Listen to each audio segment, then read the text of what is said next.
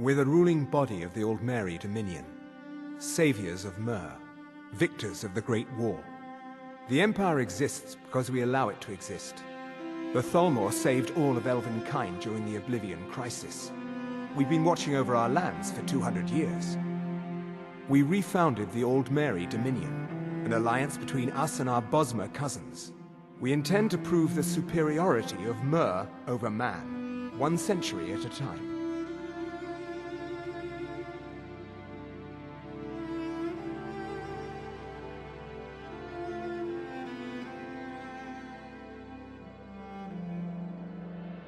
The Elder Scrolls V Skyrim takes place 201 years after the events of its predecessor, Oblivion, and as such it introduced tons of new lore filling in the time gap from Elder Scrolls IV to V. Perhaps the most substantial bit of lore introduced had to do with the Great War, which spanned from 4th Era 171 to 4th Era 175, and dealt with the tensions that had been brewing between the Empire of Cyrodiil and the newly established Third Altmer Dominion. The Thalmor were the political faction that aided in the establishment of this new dominion. You can almost think of them as a political faction in the modern age. However, this is a political faction with near to total control of the Somerset Isles. For better or worse, the Thalmor in the 4th Era are the Altmer Dominion. The Thalmor likewise are the main villains of Elder Scrolls V's broader Tamriel, and their shadowy dealings, political subterfuge, and superiority complex does a great job at making literally everyone hate them. Similarly to the Mankar Cameron / Mythic Dawn video, this will try to be an unbiased look and a proper analysis of the organization. However, since the Thalmor is so closely tied to their identity as an elven supremacy group, we will be heavily discussing the lore of the Altmer people for the beginning of this video. Again, just like the previous Elder Scrolls lore analysis, this is not to say that I am condoning or supporting any political or religious viewpoints in this video, fantasy they may be.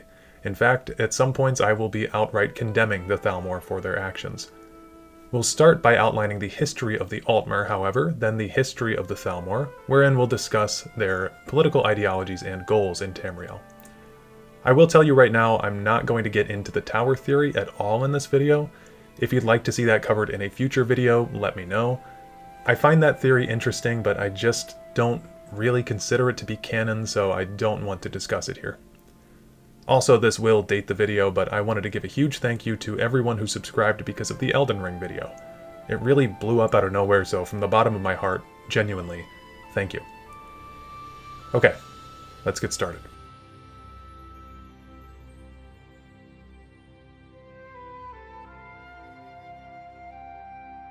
Before we get too far into things, I just want to make sure that everyone knows that the Thalmor are not representative for the entire community of High Elves. High Elves tend to get a pretty bad rep in the community, and it's mostly because of the Thalmor. They are a political and governmental faction that is currently the ruling body in the Somerset Isles and the Third Altmer Dominion, but that does not mean that they are widely supported by every Altmer or even Bosmer and Khajiit within their respective provinces. I only put this here because I've seen a lot of genuine hatred for the High Elves as a people from this community, and while I understand that they are typically portrayed as snotty and posh, that is not a cause to be a genuinely racist person towards a whole group of people, even if it's a fantasy game. I'm mostly talking to people who have only played Skyrim here. I would just ask that you try to look at the Thalmor as a separate entity from the Altmer population. Just for context, one of the books that is most critical of the Thalmor as a faction was written by an Altmer. A major anti-Thalmor player in Tamriel was High Chancellor Akato, an Altmer who ruled the Empire of Cyrodiil after Martin Septim's death. Coupled with minor characters from Elder Scrolls V like Kelsalmo and Viarmo, it's plain to see that not all High Elves are associated with the political group. The Thalmor are a radical faction that have taken control of the government of the mainland of their people. We've seen leaders do this before, and it would be unjust and incorrect to put the blame of a political group on the members of the race in which it is claimed to represent. So, while characters like Ancano and Elenwen are fairly unlikable, and you have a right to dislike them based on the preface of their characters, you by no means have the right to dislike them due to their race. Remember that they're representatives of an organization, not a people. We don't want to just throw around blanket terms when we talk about groups of people. We're attempting to understand how and why the Thalmor came about and hopefully broaden your perspective of the world of Tamriel a bit. As a real-life anecdote, when I went to college, I took a class on the Crusades. Throughout the class, the professor had us read 2 books, one that leaned more into the Christian perspective, and one that leaned more into the Muslim perspective. Using both books, we were able to better recognize what actually happened during those wars. Our job as historians is to interpret history and find the facts. That's it. Thank you, and please be civil in the comments.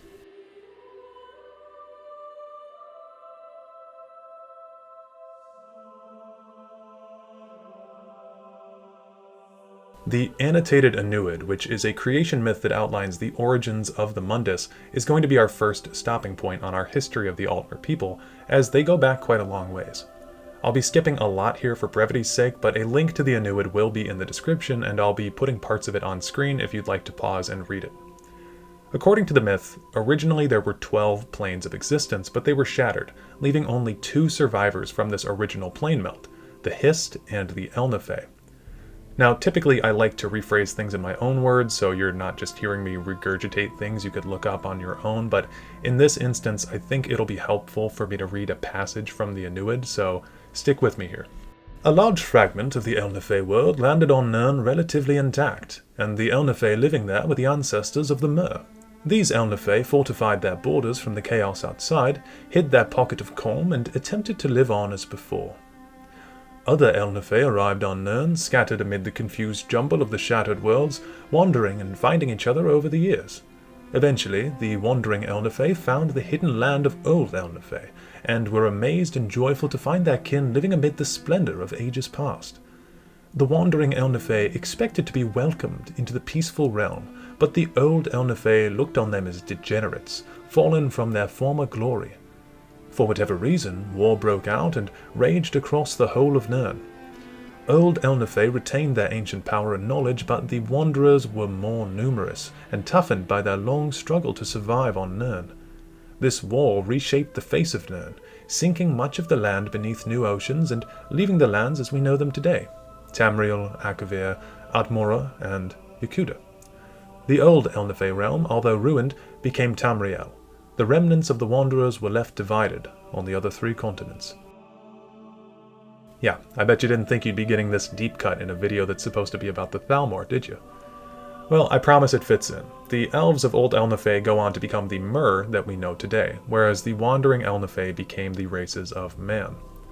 Before the Elnefey fully stratified into distinct groups of elves, at some point they evolved into a race known as the Altmer, with a D. The Altmer would eventually leave Old Elnefey, now known as Old Aldmeris to some people, and settle in the Somerset Isles. From here, the Altmer broke off into several splinter groups, each going off on their own paths throughout Tamriel, and through various different means becoming their own distinct kinds of elves. The Altmer, with a T, translating to the eldest ones in Aldmeris, are the Mer who stayed behind on Somerset, and as such, they see themselves as the closest living relatives to their Aldmeri ancestors. However, there is still another source we can use to understand the Altmer religion better. This time we'll be taking a look at the monomyth, specifically the chapter called The Heart of the World, which is a book that details a more specific viewpoint on how the elves differentiate themselves from the races of men. Typically in Tamriel, most creation myths begin with the duality of Anu and Padme, sometimes called Sithis. For the uninitiated, Anu and Sithis are synonymous with stasis and change, or order and chaos. From the interplay of these beings, the rest of the universe is created. In the Altmer culture, and again I'm skipping a lot here, it is generally viewed that the races of Mer are direct descendants of the Et Ada, which are the original spirits derived from Anu and Padme. One such spirit, known as Lorcan, is referred to as the embodiment of Sithis, and as such, change and chaos was his sphere. It was he who tricked many of the Et Ada into creating Nirn as a place for which their aspects might live. These Et Ada are referred to as the Aedra, which literally translates to ancestors in the Elven tongue, while the word Daedra is translated roughly as not our ancestors. However, the Et Ada did not know that Lorcan had created the Mundus as a place of limitations. The Heart of the World refers to Mundus as the House of Sithis, and as such it was an unstable world, serving as a prison for these spirits. Some Et Ada, like Magnus, were lucky enough to escape this place, but most were not. Many of the Et Ada began to die, some even completely fading out of existence. There were a few, however, who tried to stabilize the world so that they might yet live, sacrificing their bodies to become the earthbones of the world, also known as the Elnefe. Once the world was stabilized, the remaining Et Ada were forced to breed with one another to survive. However, each generation was seen as weaker than the last. Eventually, the lineage of godlike beings would evolve to become the Altmer people, from which the Altmer claim direct descent.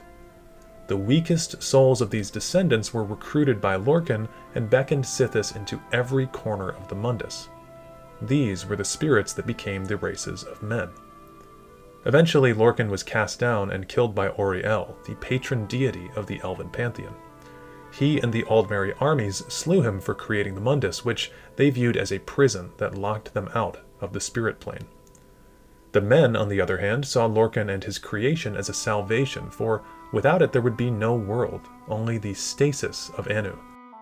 The men are said to have absconded with the corpse of Lorcan, vowing an oath of bloody vengeance on the elves for the rest of time. So there's two distinct worldviews about the Altmer religion. While both are different in a variety of ways, I wanted to show both because it does help in highlighting that even in a source like the Anuid, the Altmer are viewed as having the closest ancestry with the Adric gods.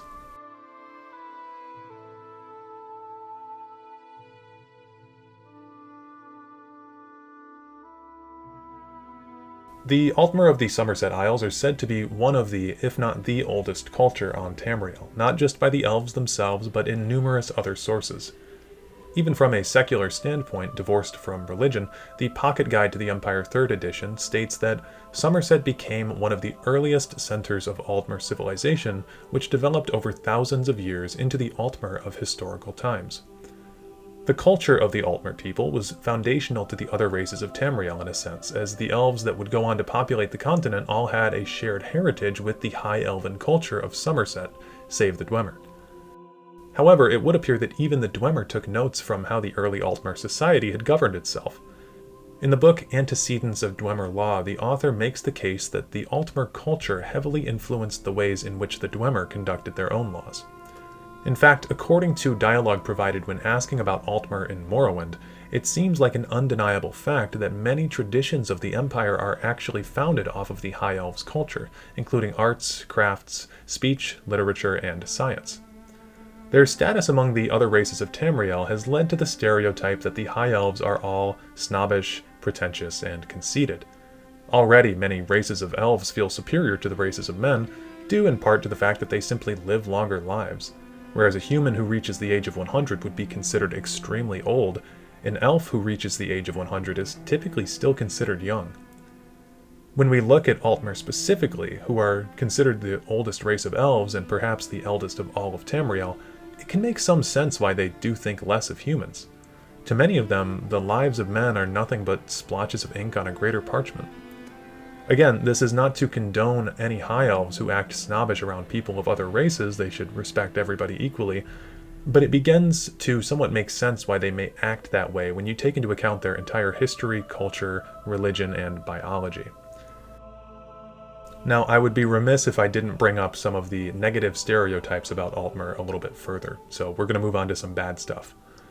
The Altmer of the Somerset Isles are said to have practiced eugenic infanticide and inbreeding to keep what they might refer to as their pure bloodlines. They also are stated to have no real concept of compassion, love, or even socialization. Their names are said to be nothing more than numbers, and it's said that they have bred themselves to a point where they all look nearly identical. They are said to exist for purity's sake alone. Now, these are all stereotypes. Some of them seem to be grounded in a level of truth, but others are just completely baseless and bigoted, so let's analyze these a little bit further. It's important to point out that these stereotypes come from the Pocket Guide to the Empire 1st edition, which we'll be referring to a lot when we talk about the 2nd Altmeri Dominion. This was a physical book that came along with copies of every disc of Elder Scrolls Redguard, and served as the first real outlining of the series that we'd had up until that point. It was written to be an in-universe pamphlet that aggrandized Tiber Septim's ever-expanding empire, and was heavily slated with pro-imperial propaganda against other places and peoples throughout Tamriel. This is not to say that it's completely inaccurate, but it's definitely got a pro-imperial bias to it. And when referring to the PGE-1 as it's called, it's necessary to admit that it has problems. Thankfully, we actually do have footnotes written throughout the pamphlet by an Altmer who simply goes by their initials, YR, and they attempt to correct any anti-Elven propaganda within the text. This is not to say that YR is to be completely trusted either, as they too come set with their own biases, but it's interesting that the writers had the foresight to include multiple viewpoints in this one source of information. Now, YR makes a few footnotes in the section on the Aldmeri Dominion. By combining their first footnote with a more general note written on the page, we wind up getting this full sentence. I don't know where to begin pointing out the lies of this pamphlet, this regime, this lunacy. So I think it's fair to say that YR had some issues with the ways in which the Empire was painting the Altmer people. Now, to be clear, the Altmer are known to be a little bit obsessed with purity, but that doesn't mean that they're all willing to participate in marriages between relatives. It's almost certain that some Altmer may have married within their familial lines, but we really have no clue if that's common practice or not. The High Elves of Somerset have a uniquely stratified social caste system, so if I were to take an educated guess, the inbreeding, if it happens at all, happens only in a few families at the top level. As for the rumor that the Altmer kill off their young to eradicate the impure ones, this actually does have a historical basis. The Altmer are known to discard their impure children, and these babies are known as the Holkind. Now, many of these Holkind grow up to become priests of Stendar, which makes sense seeing as Stendar is the god of mercy and compassion. This does not make the practice morally correct, but the point stands that the Altmer do not kill their young so much as they give them away. Or as the PGE-1 states, they kill 9 out of 10 babies born to them in their obsession for purity. To dispel a few more myths, many Altmer do have lengthy names, but they are not literally numbered like cattle, and as far as their not having compassion or love for one another, this is just flatly a smear and a totally false blanket term. Some Altmer can be a bit rough around the edges, sure, but so can anyone in the series. Where is that lazy steward of mine? Verona? Oh no, wait, she's dead. Drovers! So now that we've gotten through the history of the Altmer and their social and religious ideologies, I think it's about time we finally get moving on to the Thalmor, now that we have a good idea of what it is these people are like and where they come from.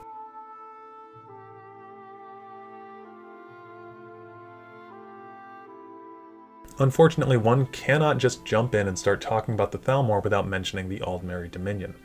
The Dominion is a coalition of elven races, and their mission statement revolves around bringing Tamriel back under the control of Myr, as it was in the olden days. The Aldmeri Dominion has been created 3 times throughout the history of Tamriel, twice in the Second Era and once in the Fourth Era.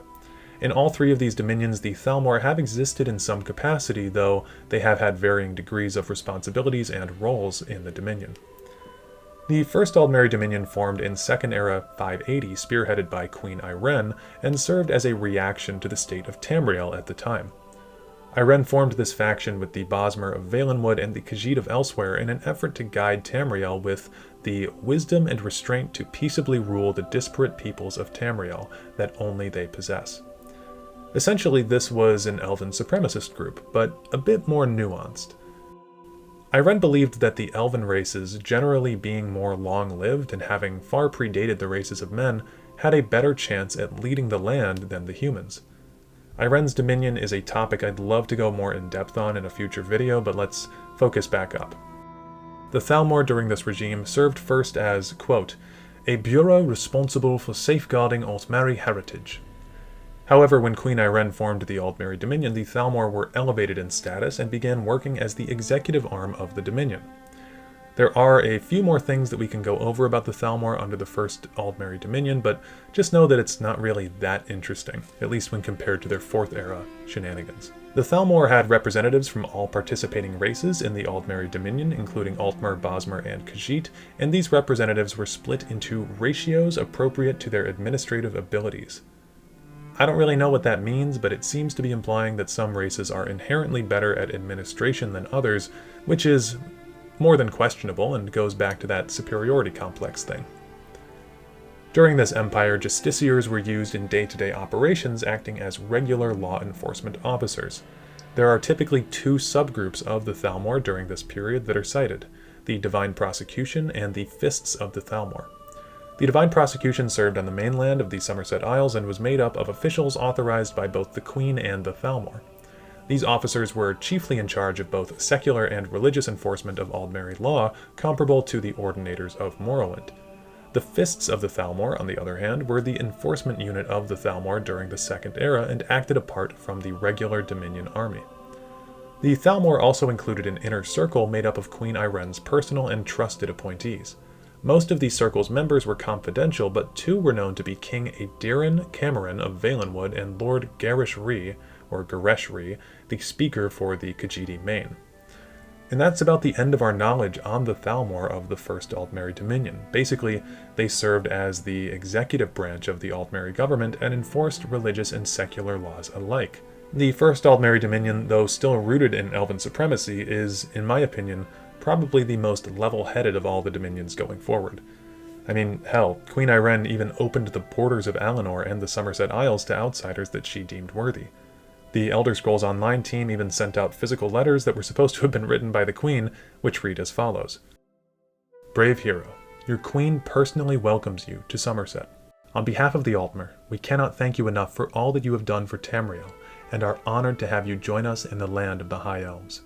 To show our gratitude for your dedication and service, please enjoy the contents found in this parcel. You are of great significance. Nirn would not be the same without you. Signed, Irene Arana Aldmeri. The Elder Scrolls Online is the entire reason that we have the First Aldmeri Dominion, in fact, and seeing as that game is a live service MMO, we unfortunately have not gotten a confirmed end date or proper conclusion to Queen Irene's dominion, meaning that the time between the First and Second Dominions is unknown up to the writing of this script. But hopefully by the time that Elder Scrolls 6 comes out, we'll have something a little bit more concrete to work with. Let's take a look now at the Second Aldmeri Dominion.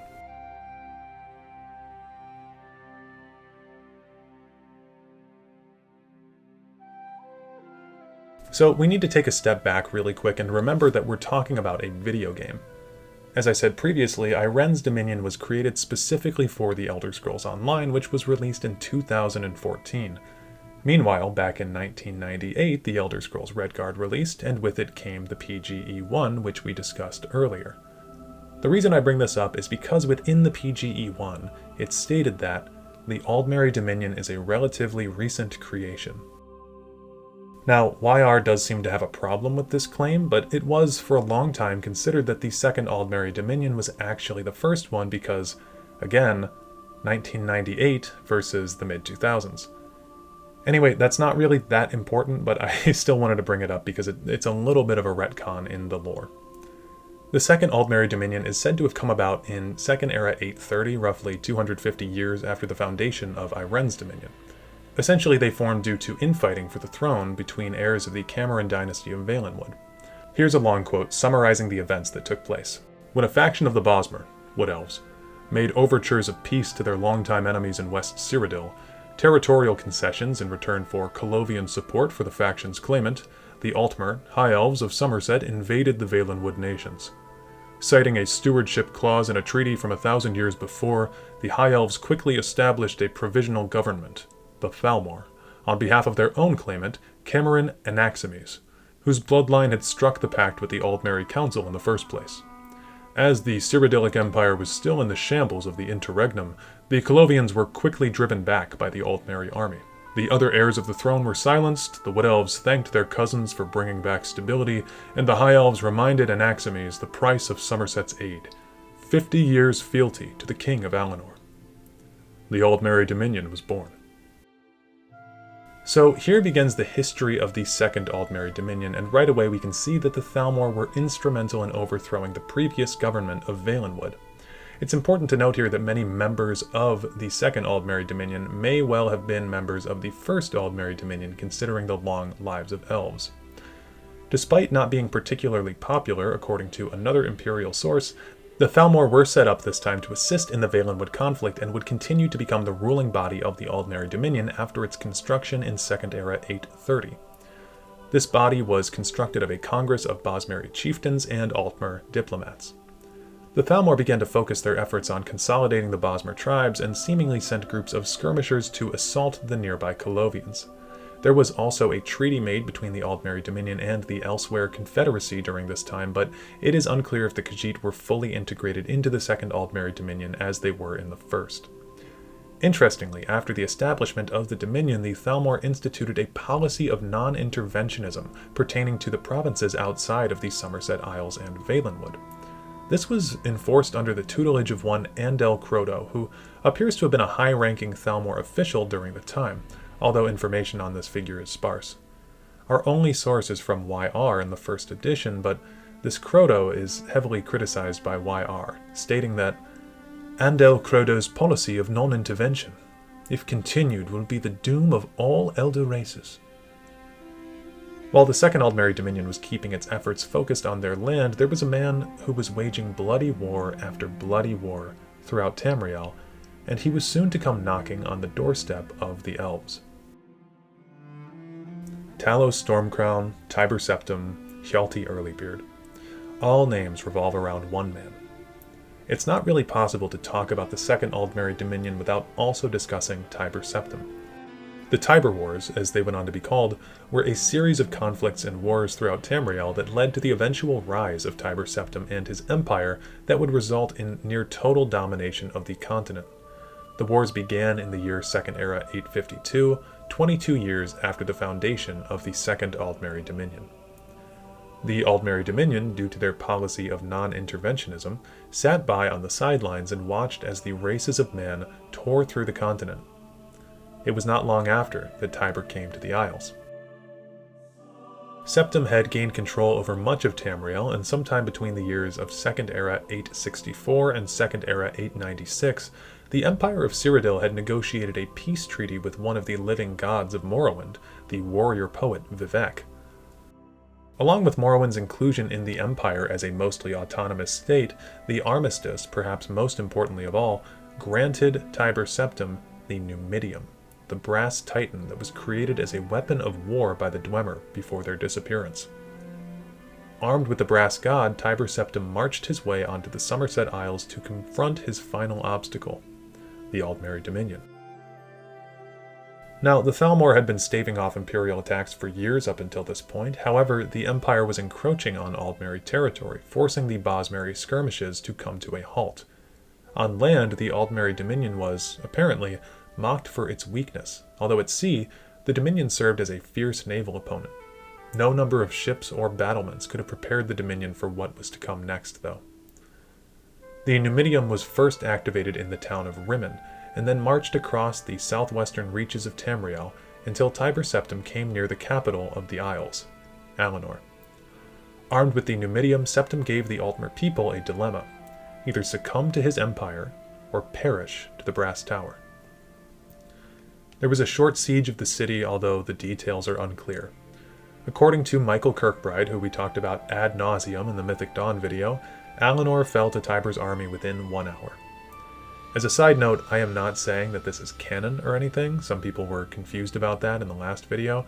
I'm simply putting this here because I quite literally cannot find any other source of information about what happened at Alinor that day.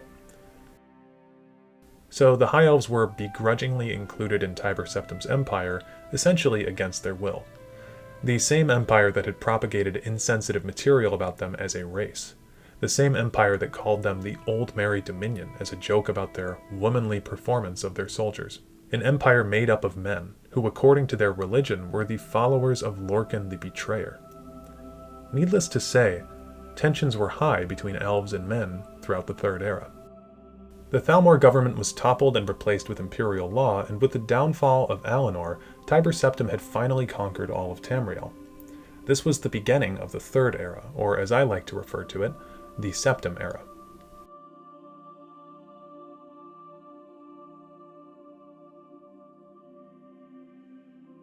Tiber Septim himself ruled for 38 years as the first emperor of his new age. Upon his death, it is stated that Tiber Septim the man ascended to the realm of Aetherius as a god, or rather as a divine. His worship was instituted into the races of man as a god, Talos, and he became integrated into the pantheon of the once 8 divines as the now 9th divine.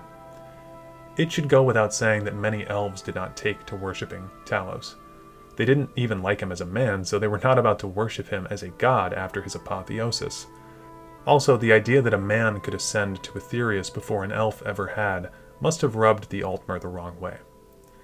It's been pointed out that due to the long lives of the elves, many of them actually remembered Tiber Septim's siege of Alinor with the Brass God well after it happened, and it was a haunting memory that took a deep cut into the pride of the Altmer people.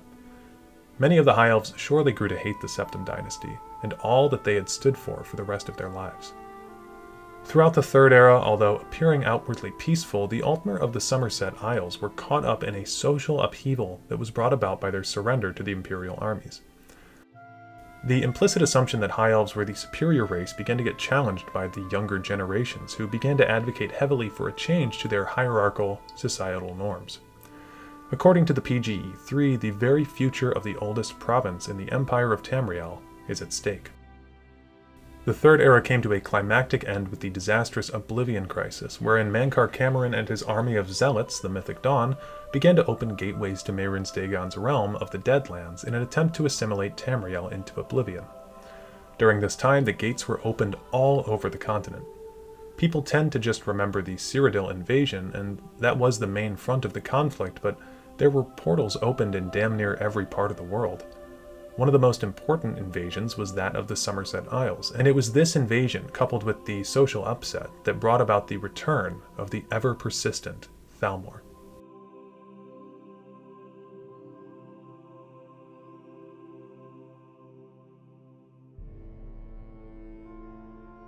Lathanil of Sunhold, an Altmer from Alinor, has a series of 4 books known as Rising Threat. In these books, the story of the origin for the return of the Thalmor and the rise of the Third Aldmeri Dominion is told.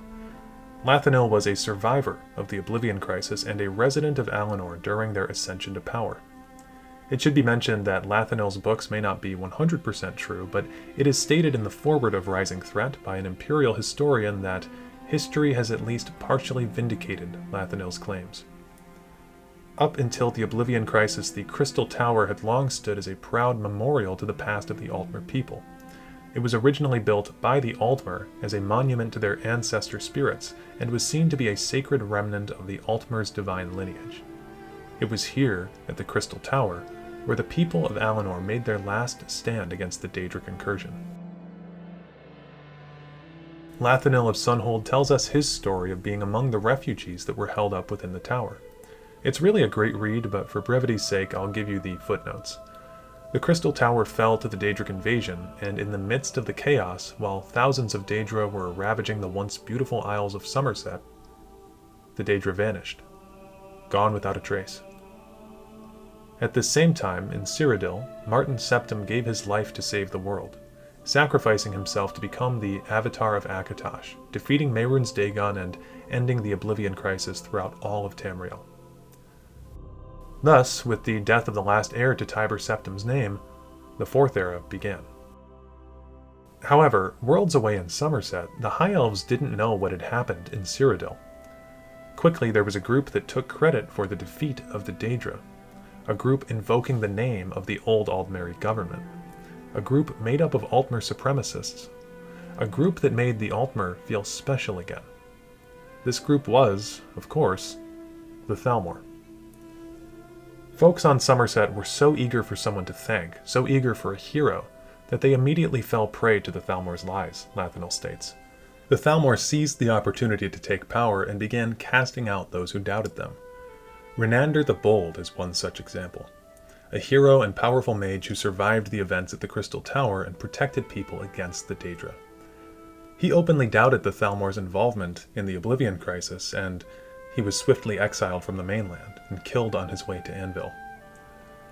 Not everyone was easily swayed by the Thalmor's deception, but it would appear that most people were. There were cabals of anti-Thalmor Altmer that were created on Somerset, but they had to work in secret for fear of being exiled, or worse, executed. Lathanil, realizing the gravity of the situation in his homeland, left for Cyrodiil to warn High Chancellor Akato of the rising threat in Alinor. Okato was an Altmer himself, taking over the empire after Martin VII's death. According to Lathanil, "It took almost a decade before my own machinations put me into contact with Okato. He seemed more interested than most in what I had to say about the Thalmor, maybe because he was himself an Altmer and recognized the threat they represented. It wasn't long before the Thalmor had Okato assassinated." It seemed as though nowhere was safe.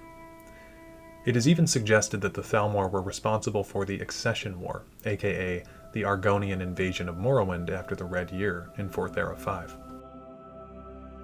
Back in the homeland, in the year 4th Era 22, the Thalmor overthrew the Altmer king and queen and began systemically killing off those who were deemed racially impure, although it's been assumed that this was simply a clever way to eliminate anyone who the Thalmor deemed to be a threat to their regime.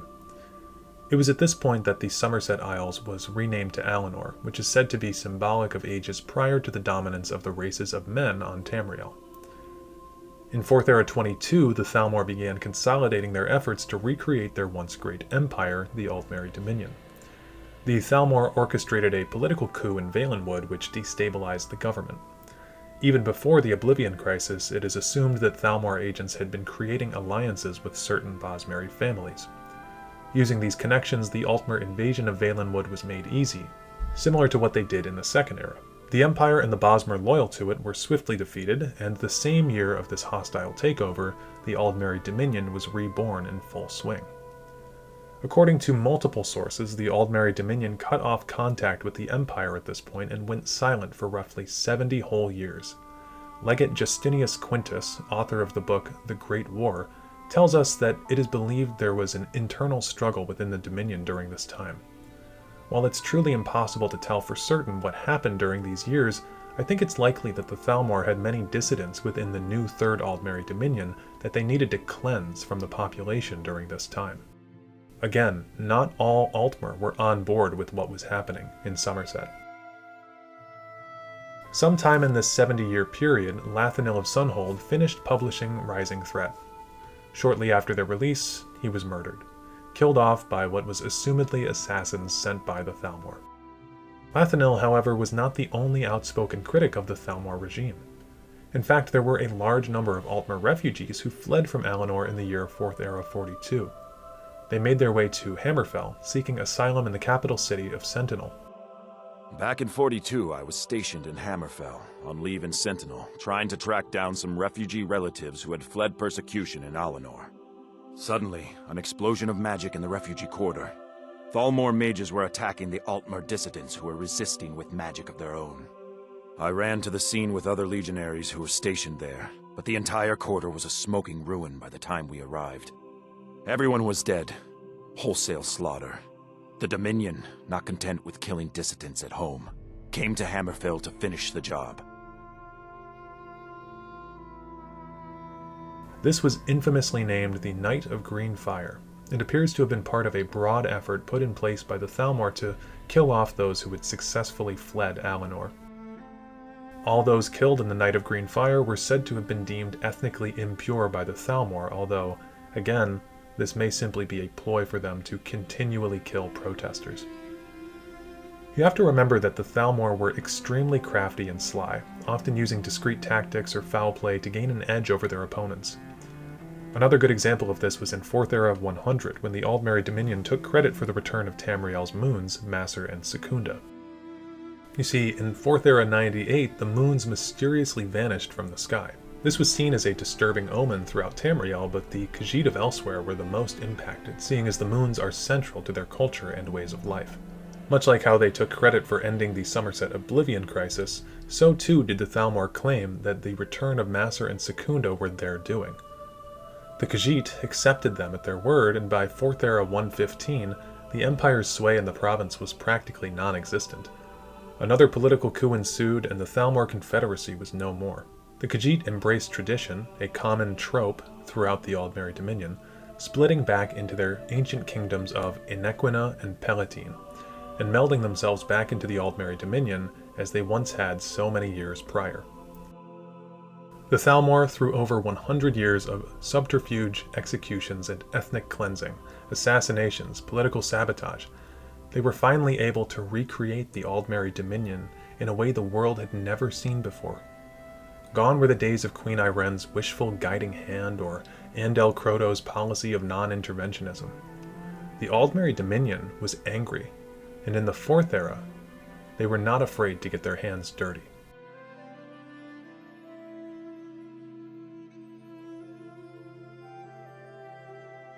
By the year 168 of the Fourth Era, Titus Mede II ascended to the throne of a broken empire of Cyrodiil. The Fourth Era had not been kind to the once strong and stable empire that Tiber Septim had conquered nearly half a millennium prior, and this was largely in part to the Thalmor. Their potentate had been murdered, their divine lineage to Talos had been severed, and Titus Mede inherited a shattered Tamriel. It was only 3 years into Mede's reign before the Aldmeri dominion struck its first blow at the newly christened emperor. On the 30th of Frostfall, 4th Era 171, the Aldmeri dominion sent an ambassador to the imperial city with a gift in a covered cart and an ultimatum for the new emperor. The long list of demands included staggering tributes, disbandment of the Blades, outlawing the worship of Talos, and ceding large sections of Hammerfell to the Dominion. Despite the warnings of his generals of the Empire's military weakness, Emperor Titus Mede II rejected the ultimatum. The Thalmor ambassador upended the cart, spilling over 100 heads on the floor. Every Blades agent in Somerset and Valenwood. Needless to say, Titus Mede II was appalled by what he saw. The terms alone were enough to cause a conflict, but the decapitation of men and women that were loyal to the Empire to their dying breath? This was a step too far. They would not outlaw the worship of the man who founded their very empire. They would not succumb to the Thalmor's demands. And thus, the 30th of Frostfall would go down in infamy as the official start of the Great War. Now, the Great War has many interesting battles, and I could go over them in great detail, but to spare you a little bit of time in this already immensely long video, I'm going to summarize what happened for you. This war lasted for 5 years, from 4th Era 171 to 4th Era 175. It is believed that the actual target of the war was Hammerfell initially, and that, in true Thalmor fashion, the beheading of the Blades was a way to divert troops in Cyrodiil away from assisting the Redguard armies in Hammerfell. However, the Empire was so unprepared and so weakened that the Dominion's initial attacks into Cyrodiil were extremely successful, so they pressed their advantage and led more troops into the Heartland with the capture of the Imperial City as their end goal. By 4th Era 174, the Imperial City did in fact fall to the Aldmeri Dominion, but not for long. The Battle of the Red Ring, which took place in the winter of 174 and 175, was the battle that ended the Great War.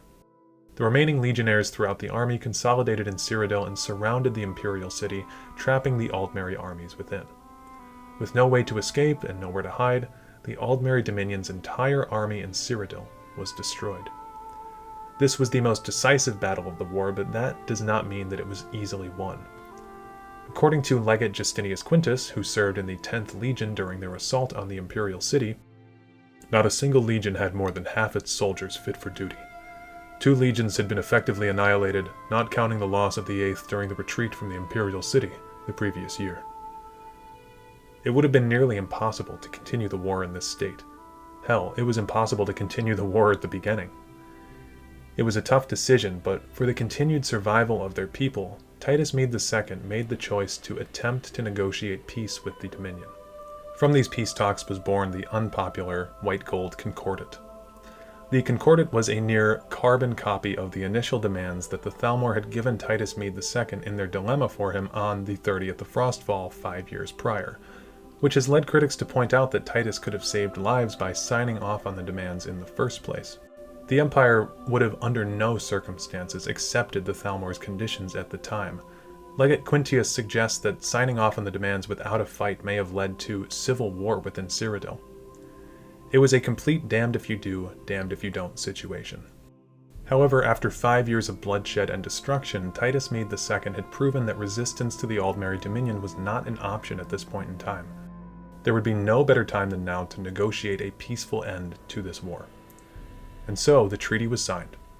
Hammerfell was opposed to ceding any of its land to the Elves, and withdrew from the Empire, leaving only Cyrodiil, Skyrim, and High Rock as the final provinces within the Empire.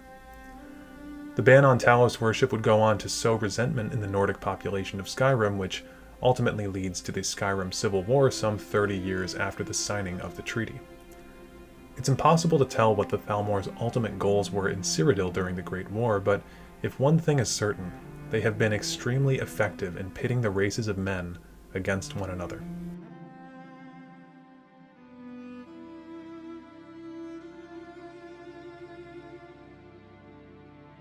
You know, it's really funny. While I was writing this video, I saw this meme posted on Reddit, and I wanted to show it to you guys because I thought it was really topical.